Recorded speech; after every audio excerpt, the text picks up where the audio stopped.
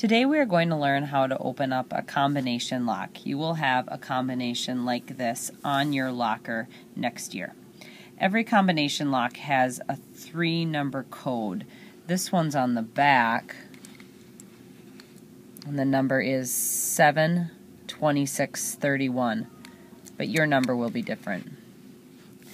Now when you walk up to a combination lock, the first thing you're going to do is turn the dial twice to the right until you get to the first number. Our first number is 7.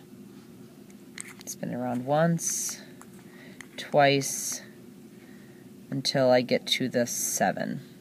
And then I'm going to stop.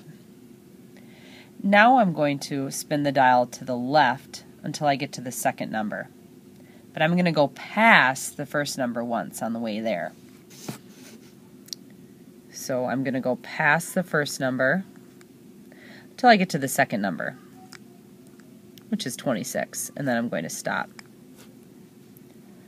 Finally, I'm going to spin the dial to the right until I get to the final number, which is 31.